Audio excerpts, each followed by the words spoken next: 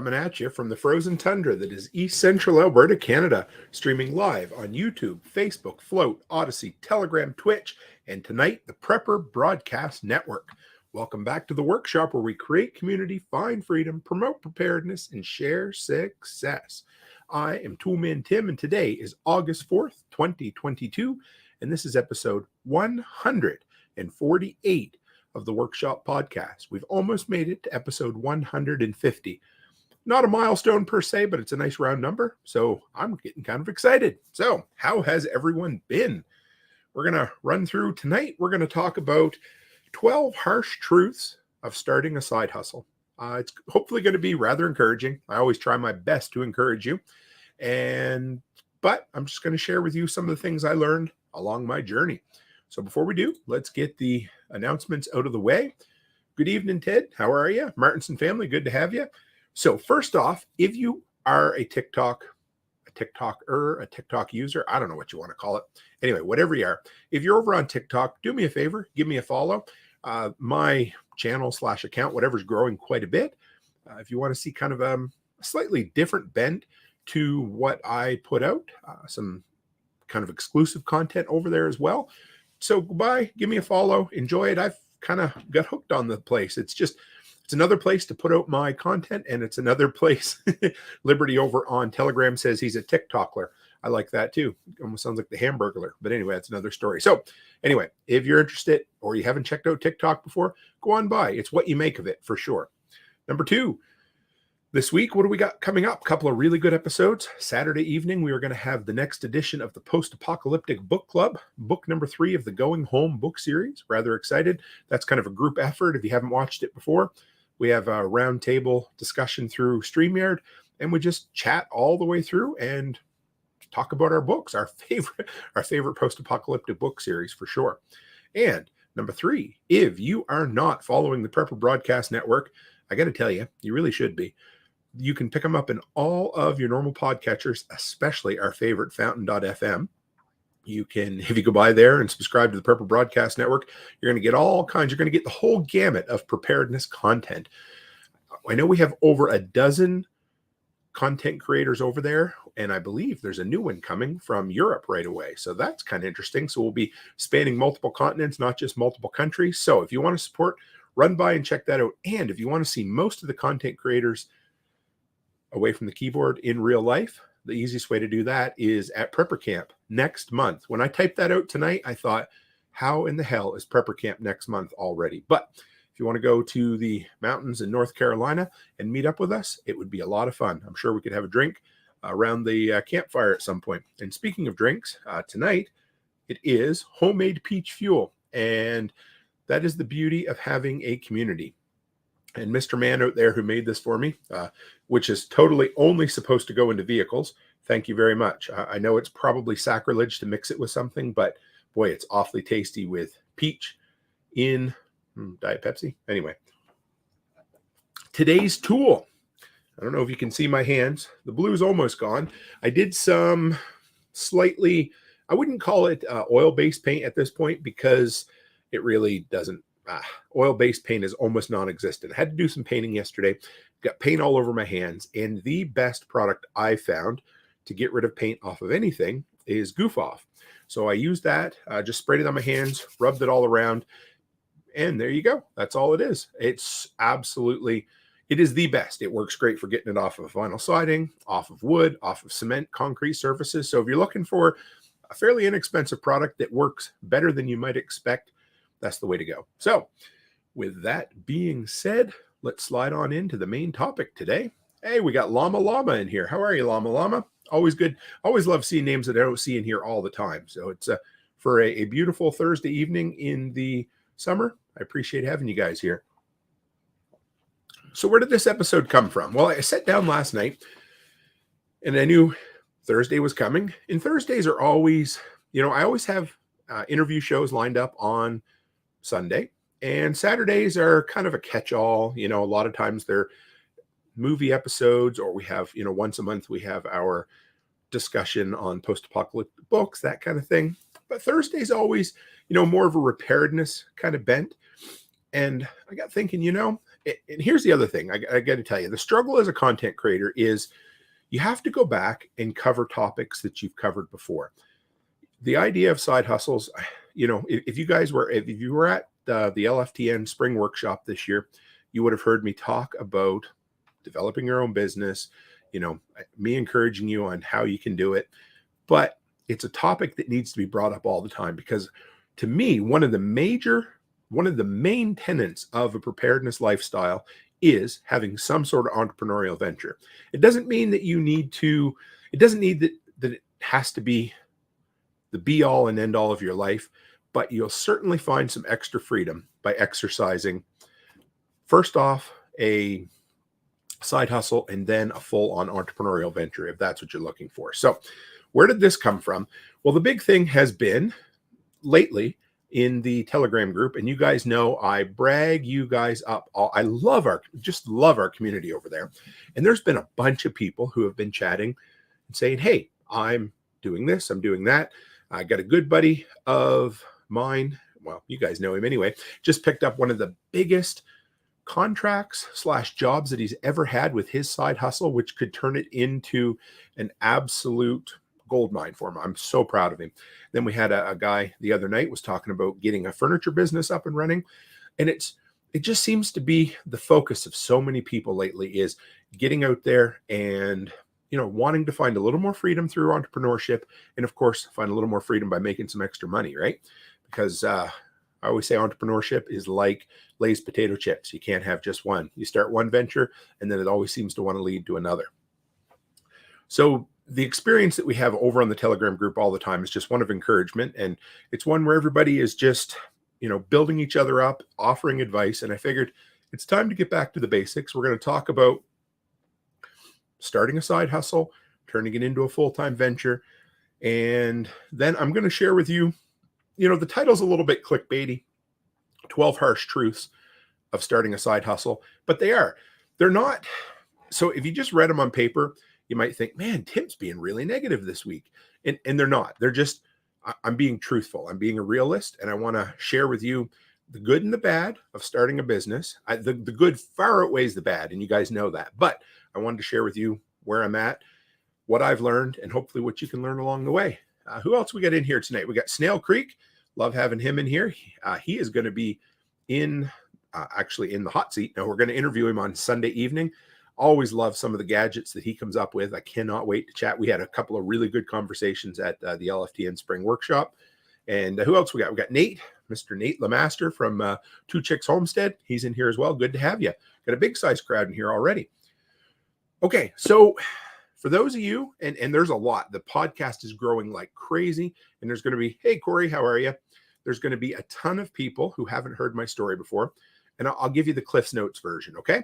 Right, we got Packrat in here. We got Corey Alexovich in here from the Lots Project, and somebody who likes to show off their feet on YouTube and get herself in trouble once in a while. Okay, so for me, actually, it was just 5 years ago, and I think that's part of where this came from. So 5 years ago, last month, was when I officially launched All Seasons Maintenance. That's my business. That's the first entrepreneurial venture Becky and I started that's led into a whole bunch of other things since then. And it wasn't all sunshine and rainbows and all of that when I first got started. It was very, very part-time, to the point where it was kind of hit or miss. And actually, okay, so the 5 years is when I started at the U.S.A. farm store. And that's when I really put some hustle into it. But I tried for a couple of years before that. So you could kind of stretch this back to almost 7 years where I started and I wasn't charging enough money. I wasn't taking on the right type of jobs. I knew I wanted to be a handyman. I didn't know how I was going to be a handyman. And so I kind of dropped it. I was like, well, you know what?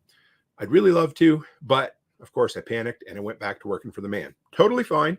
But what it did was it opened me up to meet a whole bunch of new people where I could really expand my business, and ended up grabbing a lot of customers from the farm store who needed somebody to do something for them. And so I was working, days and nights, and I've told everybody this, and doing snow and doing some roofing, doing some demolition, doing some landscaping, whatever I could grab. And I was building and building and building. And of course, I didn't necessarily follow the advice I give a lot of people, because I didn't get my business built quite to the point where it should have been when I walked away from working for the man. But again, I figured I'm either going to have a heart attack or I'm going to quit. So I quit. I walked away with no notice. I'm really bad for that. And anyway, but it gave me the desperation I needed to really push All Seasons Maintenance, which started as a handyman business and is now more of a property management business. And I kept building it. And after about 2 years, so 1 year working part-time and 1 year working full-time, it had finally replaced my working for the man income. And now, of course, I've built it up and I have quite a bit of money coming in at this point, and I have a bunch of different projects and contracts with different places that has made it very good for me. So, but it didn't happen overnight. It didn't even happen over a year. It happened over the better part of a decade. So it's one of those things that takes time. So we're going to start. Now, I know it was actually kind of exciting. It just seems like I've been on kind of the same wavelength lately. Erin messaged me, Erin Lemaster, that's Nate's wife, earlier, and she said how she was kind of excited. Brian just asked over in Telegram, what can we get Tim to read on the air tonight? See, there's this new game where they like to try to get me to say funny things, and then they turn them into clips over on Fountain. So if you'd like to hear Toolman Tim taken out of context at the absolute best way possible, me talking about, pulling it in, putting it out, shaking it a little bit, that kind of stuff there, I'll give them something to talk about. That's the place to go. But anyway, so Erin just said she pulled out a bunch of paperwork and was getting kind of motivated or trying to knock out the excuses for starting a side hustle. So first thing we need to ask ourselves is, why do you want to be an entrepreneur? And if your answer is because all the cool kids are doing it, I don't know, that maybe is a good reason. I don't know. Peer pressure can be a good reason, but I wouldn't necessarily leave it at that. But are you looking for freedom? Are you looking to, drop all the friggin' stress that you have working for whomever you happen to be working for? What's your reason? Why do you want to be an entrepreneur? Now, number two, what do you want to do for a side hustle? Now, here's the thing. Is it just something you're interested in? Like, are you, do you really love like Warhammer? Do you guys know what Warhammer is? It's those little tiny figurines that you paint and everything. Like, if you're really into that, can you turn that into a side hustle? Because I do know a guy who does that part-time, and he just does it to fund his hobby.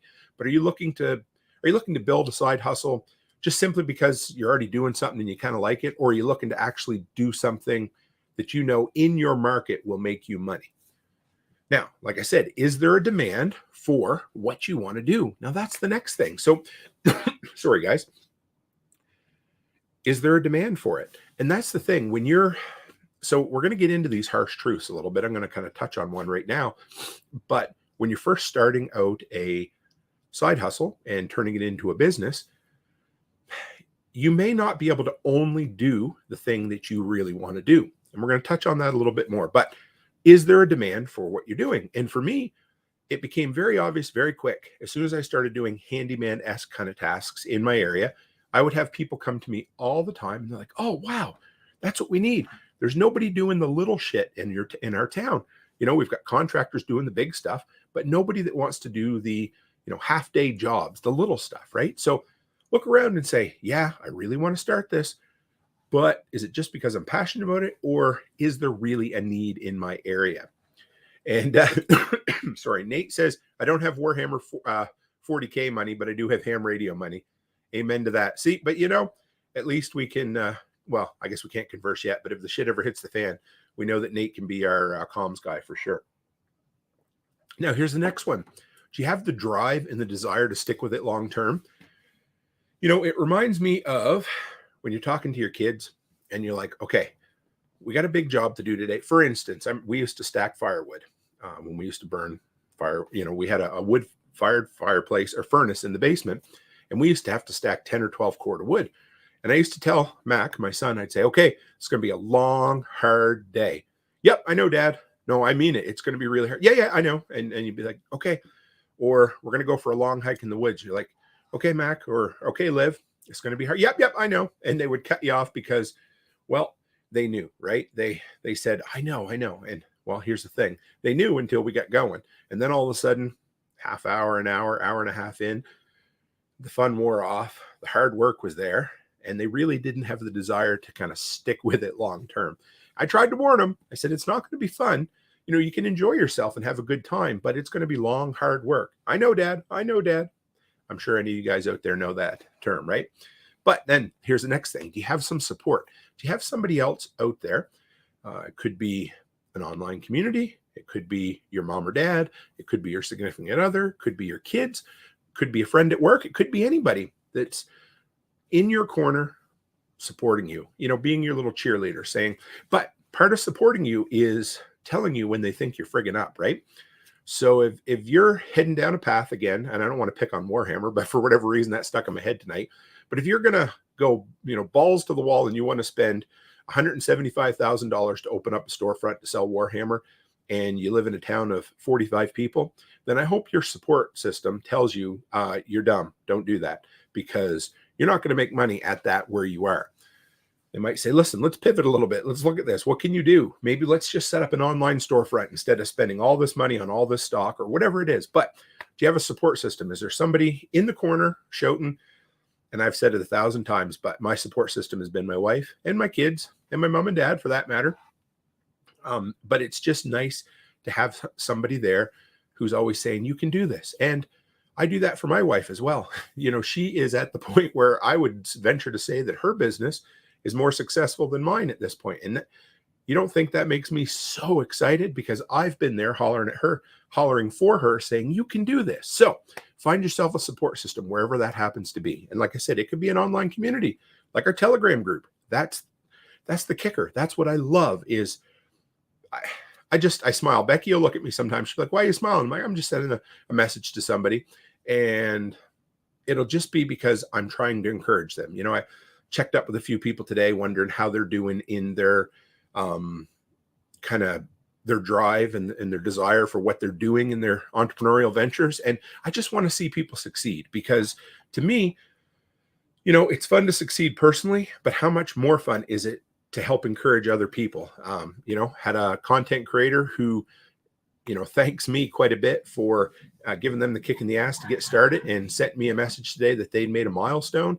And that kind of thing just lightens my day. I love hearing that. And you know who you are out there, and keep on keeping on, because to me, I succeed. My biggest feeling in success is when other people succeed. And Ted says, Lama paints Warhammer figurines. I support him. So I told him he paints terribly. And now, oh boy, we have all kinds of fun here picking at each other in the comments tonight. So, all right. So let's start off with, now, here's the thing. I want you to know that if you're here and you're listening and you want to start a side hustle, you can do it. You can be successful. You will be successful. And if you want to turn it into a full-time venture, full-time money-making venture, you can do that as well. But it's not going to be easy. I know, Dad. I know, Dad. So here's the 12 harsh truths that I learned as I went along. These are going to be things that aren't great, but if you stick with me and hear me out, hopefully at the end, you're going to realize, you know what? I can do this. It might not be easy, but it is worth it. So number one, it's going to take you longer than you think. Now, as we get older, I'm 41 this year, we start to realize that anything worth doing is going to take some time. But a lot of times when you start out, you think, okay, well, I can do this. I'm going to start a gutter cleaning business, or I'm going to start a garbage pickup business. And you think, well, I'm going to set a goal, and I'm going to have 100% of my income replaced with this business in 3 months. 3 months down the road, you've only got 25% of your business there. And you might think, wow, oh man, this is going to take some time. And it does. And here's the thing. Anything worth doing is worth putting the effort and the blood, sweat, and tears into it. So whatever business you've got in your head, just tell yourself, it's okay if it takes longer than I think. As long as you're heading in the right direction, as long as you're doing that long, slow climb, like you guys remember that game in The Price is Right?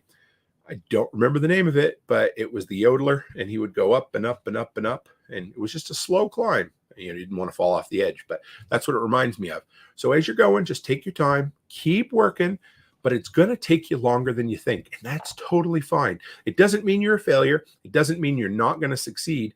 It just means that the real world is tough. Building a business is not easy. And you got to keep doing what you need to do every single day, but it's probably going to take you longer than you think. And that is okay. Sometimes, so I had when I was down in Daytona Beach, I was on the live stream with Nicole Sauce and John Willis. And John said, quite often we give people advice to save up all their money, don't quit their job until they have all their ducks in a row and that kind of stuff.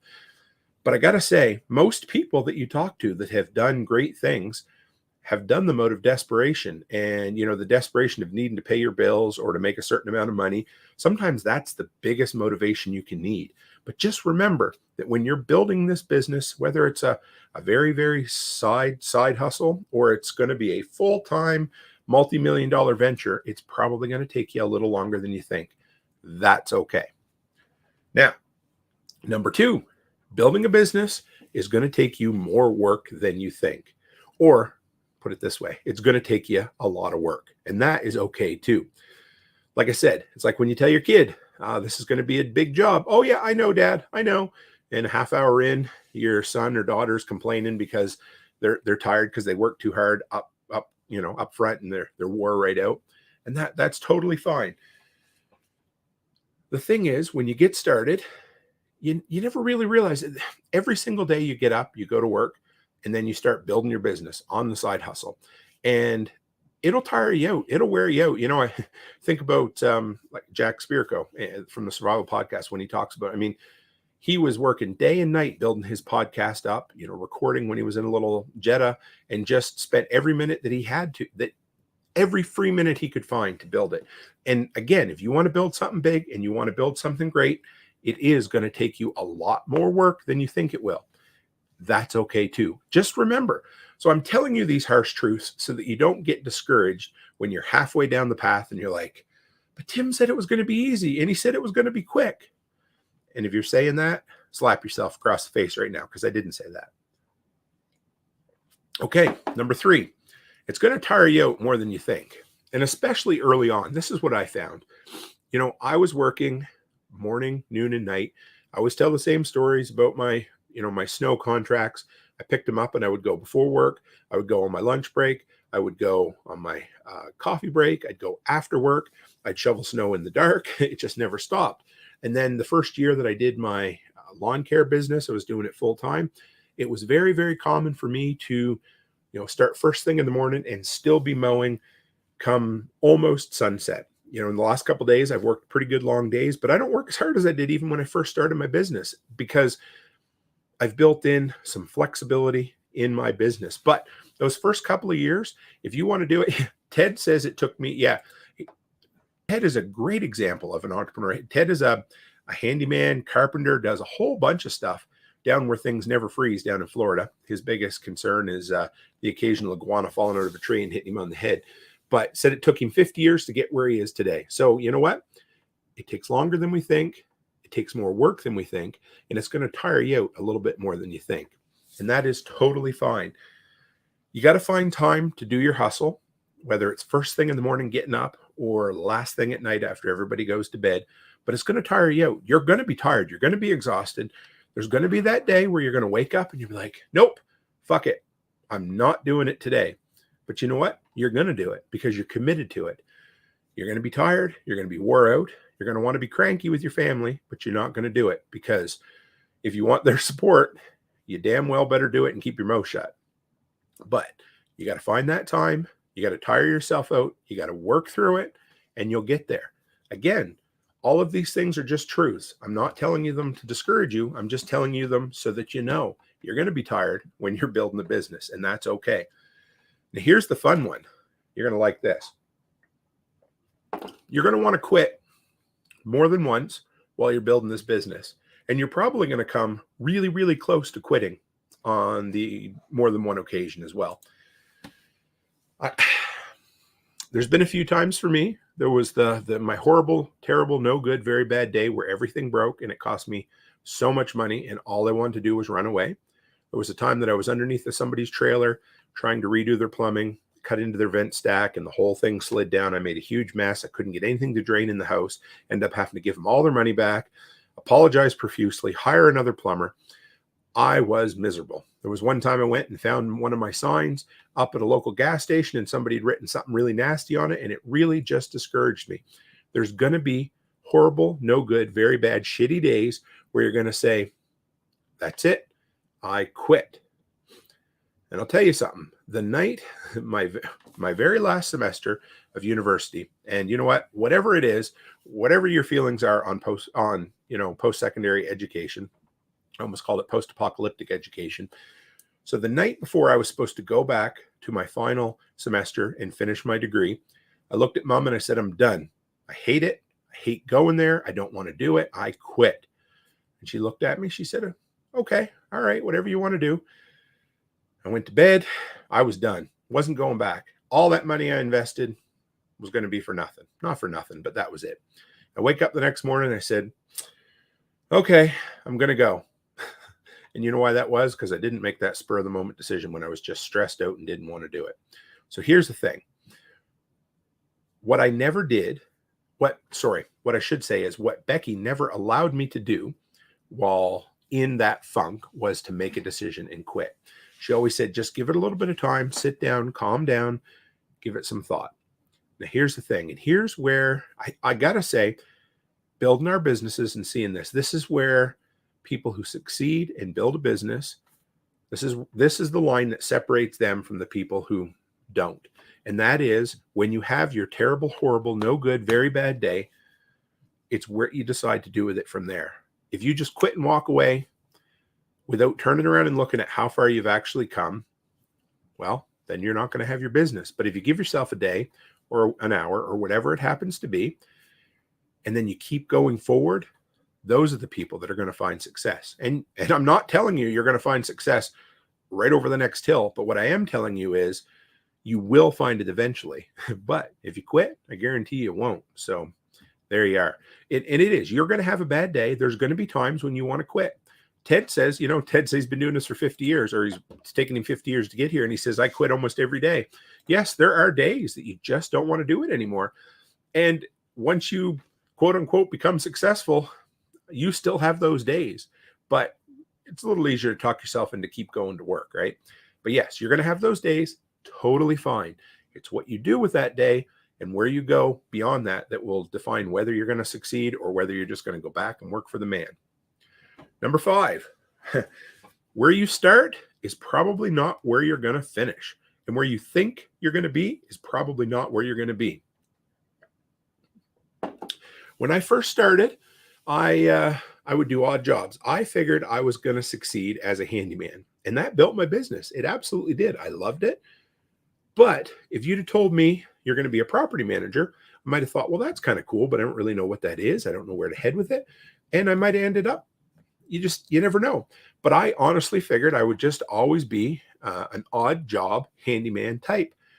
And that's okay. Wherever you think your business is, and part of starting a side hustle and then turning it into a full-time business is paying attention to the trends and paying attention to what works. I always call it the spaghetti method, especially when you're early on, you kind of have that shotgun approach where you try absolutely everything you can.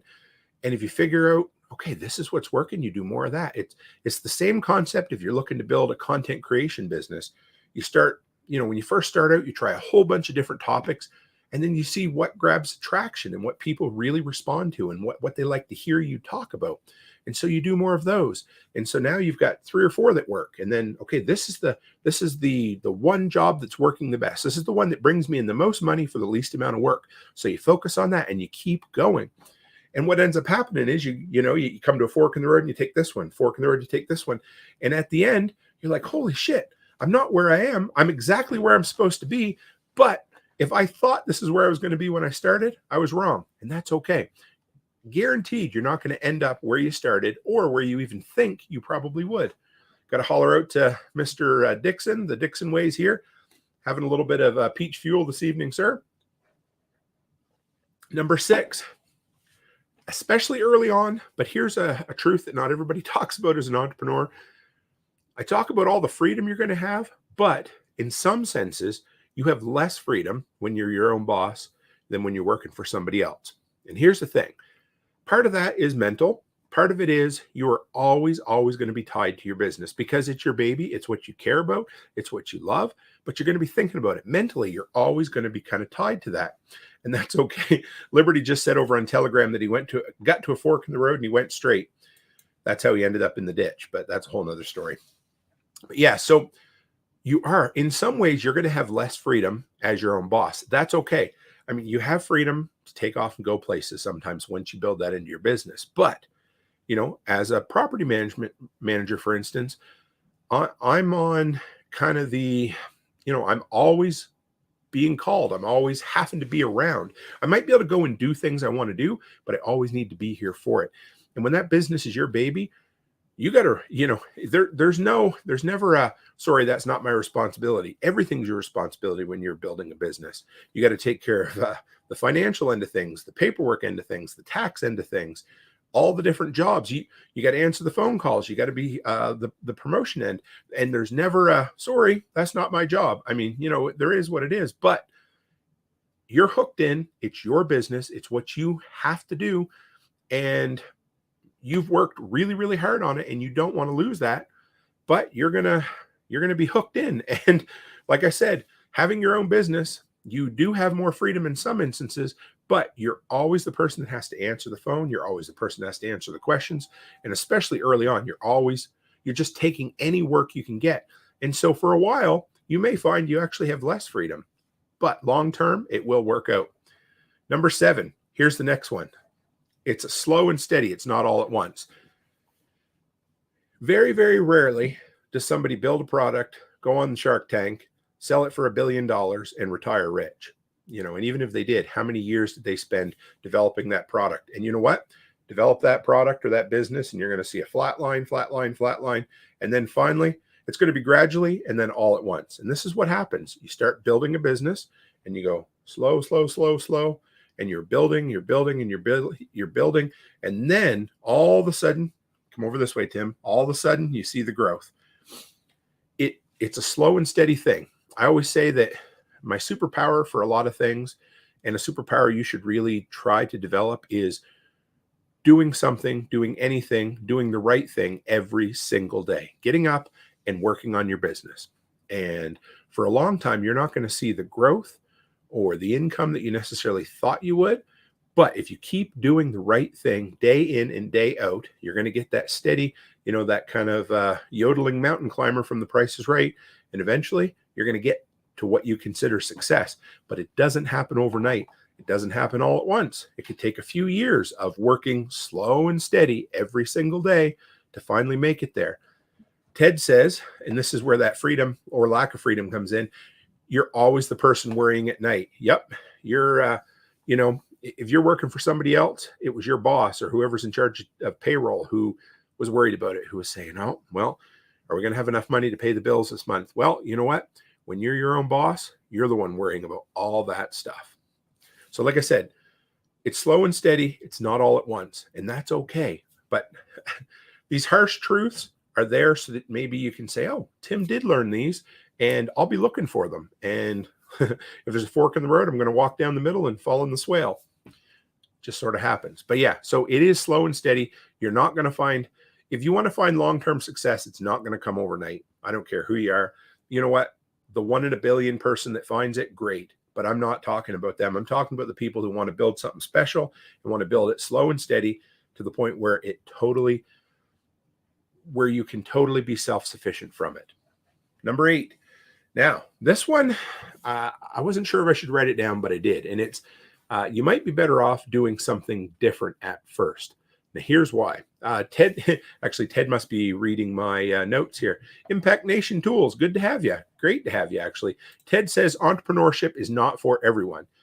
Yes, I would say probably 95% of people can do some form of entrepreneurship, but Ted is sneaking a peek at my notes. So what I'm going to say here is you might be better off doing something different at first. Now, if you are or might be passionate about wedding cakes, but there isn't that big of a wedding market in your area, And if you go, once again, hog wild and say, I'm doing only wedding cakes, well, there's probably a good chance you're not going to succeed. Because if there's only 3 or 4 weddings in your town in the run of a year, well, you might not make it. You're not going to have enough business. But how about you do this? How about you start out with catering, which is in that same ballpark. So maybe you do catering, maybe you do wedding cakes, you do meal delivery, meal prep for people, you do a baked goods delivery, all of those. And so what you're doing is you're starting broad, and then over time, hopefully you can build up enough of a business to get there and do it.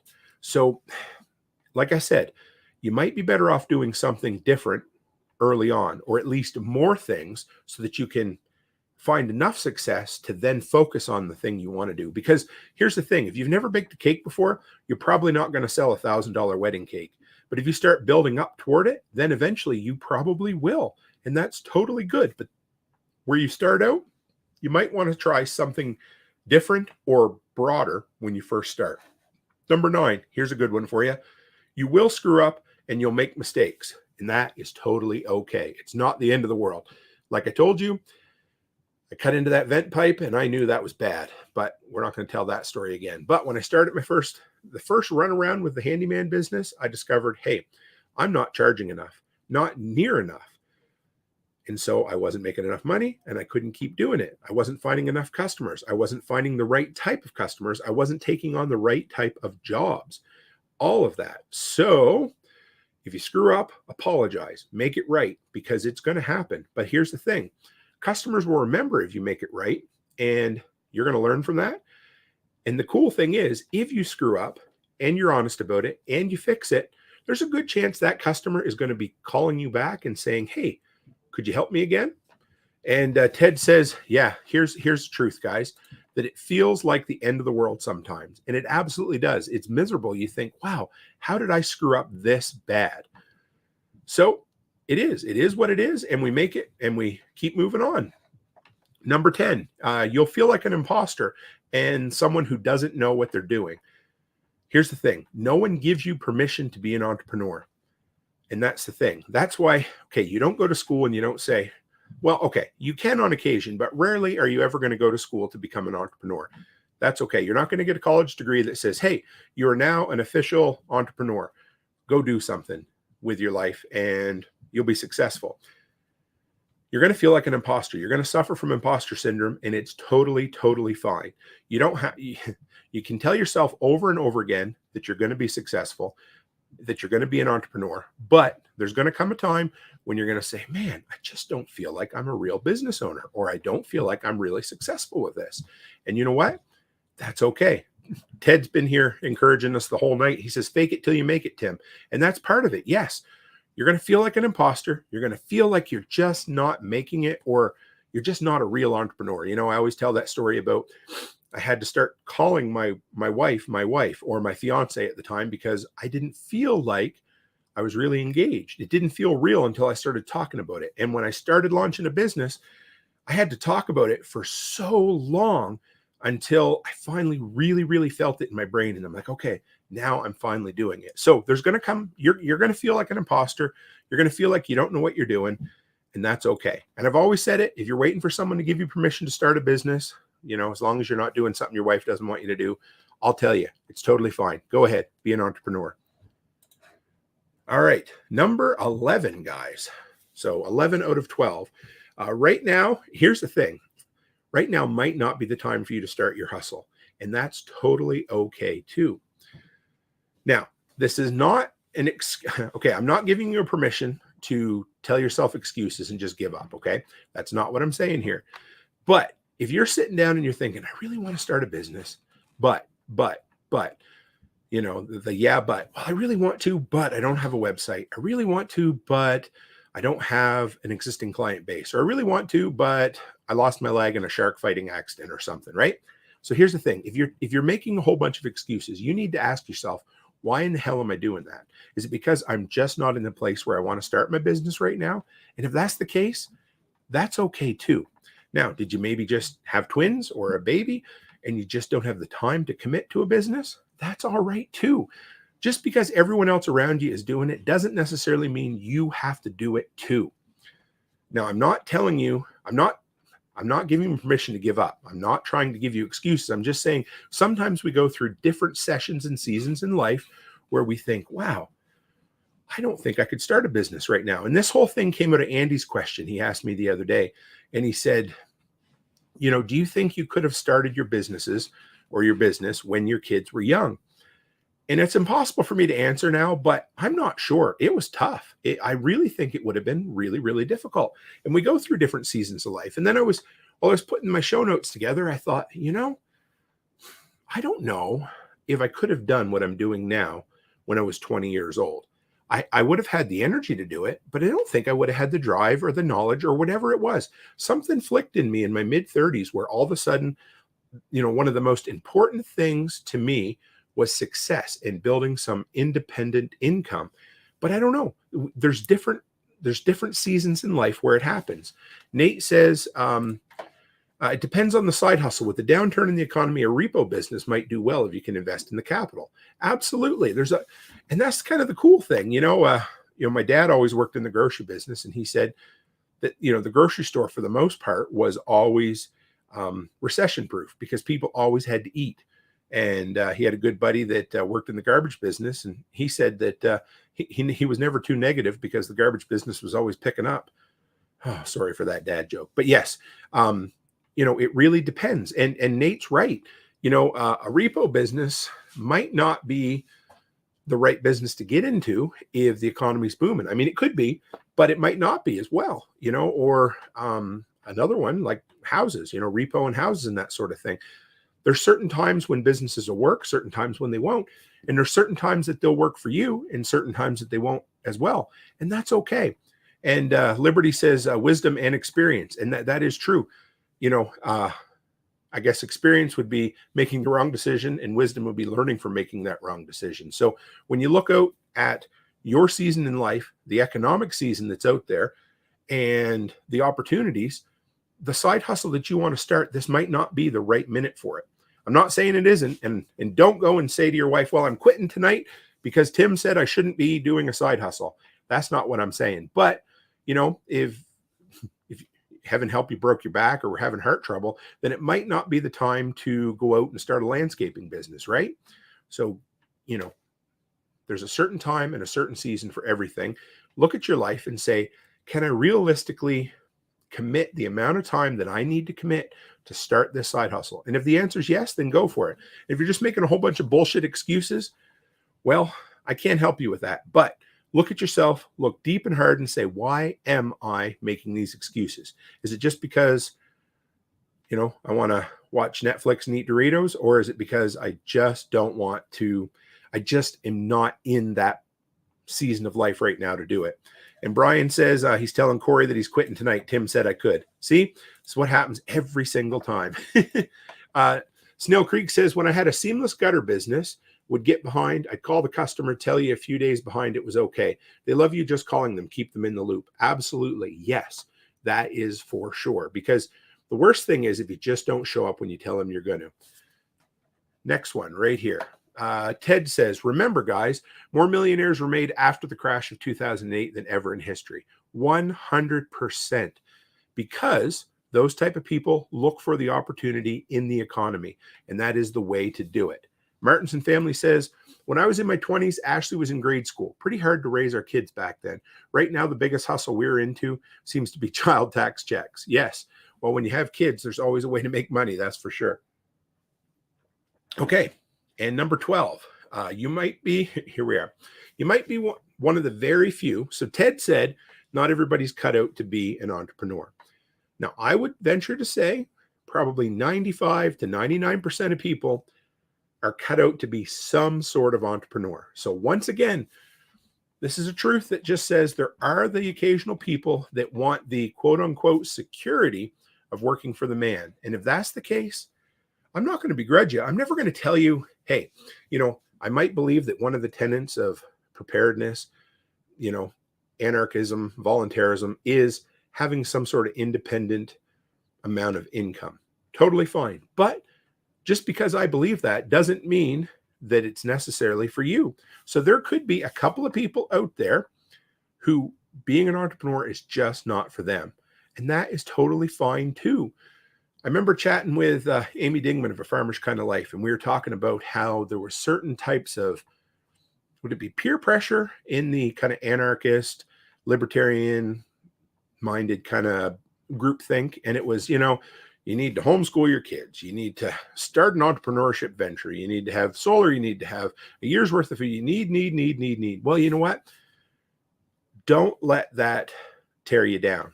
So if there's times when, or maybe you're just not that person that should start a business, and that's okay too. But you need to come to an agreement, not agreement. You need to come to an understanding of yourself, of the type of person you are. Now, I'm not telling you this is an excuse either. I'm telling you this is okay. You might be one of those odd people that just can't or doesn't have the desire to start a business. So don't let that negative pressure, that kind of peer pressure build up on you, where you think, oh, I just need to do this because everyone else is doing it. You may not. I'm saying most of you will, and more people are going to make excuses that should be doing it, but you may be one of the very few who just isn't cut out for starting a business, and that's totally fine. Ted says, buy when there's blood on the streets. I'm full of sayings tonight. Yes, he is full of something else too. And Packrat says, it's an ill wind indeed that blows nobody any good. Yes, the only wind that blows nobody any good is the one that blows off a dump. But anyway, that's another story. So here's the thing. When you come out the other side of this journey, you're going to know what success is. You're going to be sharpened up. You're going to have all the edges taken off. You're going to be beat up. You're probably going to have some broken arms, some broken legs that you've had to fix. But here's the thing. I talk about content creation because it's completely difficult, but it's a super simple thing. And you come to a fork in the road, you got to decide, okay, what kind of content am I going to make? So you make this choice and you get good results. So you keep going that way, and you keep going and you keep going. And the people that you see that have, thousands or tens of thousands or hundreds of thousands of subscribers have followed that exact same route. And they're at the end. Some people look at them and think, wow, they're really successful. But you know what? The reason they are is because they made a lot of wrong choices, but they made more right choices on their way there. And so now they know the formula to success.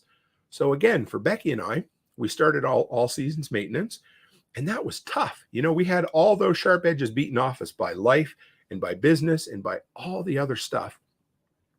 But when we came out the other side, we knew a lot of the steps that we needed to make in order to have a successful business. So the next one, with her Busy Bees Daycare, we knew, okay, well, we know we need to put in this kind of work. It wasn't a guarantee to success, but we'd gone down the path. We'd taken those forks in the road. We'd occasionally walk down the middle of a fork because we're, foolish or contrary minded or whatever. And we ended up getting to where we know. And then, so when you come out the other side, you hustle through, you put in more time than you think you're going to need to, more work than you're going to need to. You're going to be more tired than you think you should be. You're going to want to quit a bunch of times, but coming out the other side, the thing you're going to come out with is the formula for success for you. And you're going to know what it requires to build something successful. And you're going to say, oh, shit, maybe I can do this again. And you're going to try something else. That's what I like about it.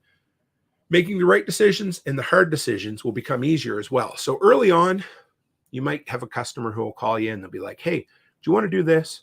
Do you want to climb down to my septic system and clean it out with your tongue or whatever? Something you just hate. You don't want to do it. But early on, you have to say yes to those jobs because you want to make the money or whatever. Making the right decisions, making the hard decisions become easier. Saying no to people becomes easier because you've had that success. Okay, it's not going to all fall apart tomorrow. That's the beauty of it. Coming out the other side, you're battle hardened. You know what armor to wear. You know what armor you don't need to wear. You know the proper decisions you can make, and you're on the other end and you're like, okay, good. Now I know. It builds your confidence. When I first started, like I said, I suffered from imposter syndrome all the time. I was always kind of that insecure bit. And it's because us as men, not men in general, but it always seems like so much of our identity is wrapped up in what we do. And I remember when I left my job and I was building my business, and I remember a lady asked my daughter, she's like, isn't your dad ever going to do anything? And that just broke my heart. I was beat to death because I just had no confidence at that time. And I was building the business, but I just didn't feel like I was. And all it took was that one stupid little comment to just beat me down and, cut me off at the knees. But as I built the business and I kept going and I made it through a few of those horrible, no good, very bad days, all of a sudden, my confidence built up. And eventually, you don't feel like an imposter anymore. That goes away. It may never leave completely, but at least okay, I've been doing it long enough now. I know what it takes to succeed, and I'm going to succeed. So a lot of that, you kind of, without becoming too full of yourself, you at least lose a lot of that imposter syndrome, and you can walk around with your head held high in confidence because you made it through that. And Ted says, what do you think about starting an alpaca farm, Tim? I know some really smart llamas. Oh, man. So I know people who've raised alpacas, and they do pretty good with them. But Ted's just being a smart ass, so we're going to move right along. Here's the thing, okay? This is where I want to kick you in the ass, and I want to motivate you, and I want you to know that you can do this, okay? But don't use the word literally, Tim. Seems everybody uses that word too much lately. Nothing beats being your own boss. So when you finally find that success, you are going to love it. It's going to be freeing. It's going to take a ton of stress. The reason I shared these 12 harsh truths is because I want you to know, like I said, it's not all sunshine and rainbows when you're your own boss, but it beats the hell out of working for somebody else. It beats the hell out of going to work 9 to 5 and doing something that you hate, or working for some 22-year-old asshole who is the great nephew of the owner of the business, and they get to tell you what you're going to do. Nothing beats being your own boss. It's totally worth it. All the time you're going to put in, whether you have a 12-month plan, an 18-month plan, a 24-month plan, whatever it is, when you talk to your significant other and say, honey or hun, I need you to support me emotionally, or I need your support for the next 2 years. This is my plan. I am going to build, in my instance, a handyman business over the next year. And I'm going to spend every bit of my free time, morning, afternoon, evening, weekends, building that business. If I'm not out making money, I'm going to be practicing skills. If I'm not practicing skills, I'm going to be watching videos on YouTube, or I'm going to be taking courses. I'm going to do everything I can to build that business. And in the end, you're going to know it's worth it, because you're going to be able to make your own schedule. You're going to be able to define the money you make. You're going to be able to fire customers, which is one of the best things in the world. When you got an asshole customer and you're like, you know what? I don't need to deal with your bullshit. Take a hike. Ted McDonald. Ted says, nothing's better than making your own money, Tim, and not making it for somebody else. Absolutely. Plus, there's always that cash money that, we'll get into that another day, right? But what you're going to find when you've been beaten up by the entrepreneurial process, you come out the other side, all those sharp edges are worn off on you because you've pushed back and you've realized the things you need to do. You're going to find the freedom of schedule. You're going to be able to, start your days when you want to start. You're going to be able to finish your days when you want to finish. You're going to be able to take vacations when you want to, because that's what you're working hard to do. It all comes down to independence and freedom. And the more money you have, the more ability you have to make your own choices in time. And I love the freedom of money. So you get to decide how much you want to make. I remember, working at Home Hardware, and I loved working there for a lot of reasons. But one thing I didn't really care for was working all friggin' year, working your ass off, being stressed out, having your blood pressure through the roof, bending over, taking it up the behind from customers simply because you have to. All to maybe, hopefully, oh dear sir, could I have some more goose, and get 15 cents extra per hour. Like, it was miserable. You'd sell your soul to the devil for 15 cents an hour. No, fuck that. I give up on that. So one of the best things is figuring out how much you want to work, how much you want to pay, how much you want to bring home. The beauty of being your own boss is, if you want to make more money, you just work more. If you're happy with the money you made this month, well, then you're done for this month, whatever you want to do. And freedom of choice. I remember one time working at the hardware store, and my boss said, you need to go down and repo a double door from a lady. And I thought, why? I have no interest in doing this. They hadn't paid for the door or whatever, and it was a lady who had just had a baby, and I had to go down and bring the door back. I had no interest in doing that whatsoever, but I had to do it because my boss told me I had to do it. So coming out the other side, freedom of money, freedom of time, and freedom of choice. You get to choose being your own boss. I get to choose whose apartments I went into. I get to choose whether I wanted to go and work somewhere that required a mask or not. You get to make your own personal medical choices. You get to make your own schedule. All of it, you get to choose who you want to work for, who you don't want to work for. If a customer pisses you off, you can tell them to pound sand. The freedom of choice is so, so great. And I love it. That is probably, to me, I don't know. I go back and forth. I think probably my favorite is the freedom of schedule, but all three of those are great. And it's totally, totally worth it.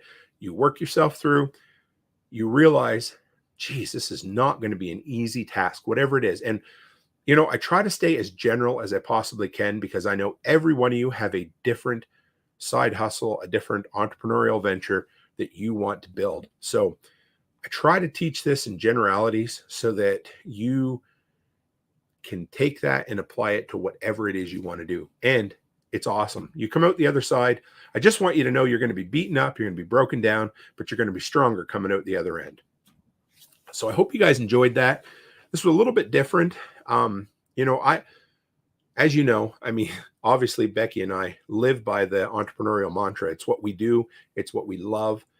And, a lot of people look at it and say, oh, well, it's easy for you to say you're successful. Well, there was so many years that, we had to buy extra toilet paper just so that we knew if we ran out of money at the end of the month, the kids could still, do their business, right?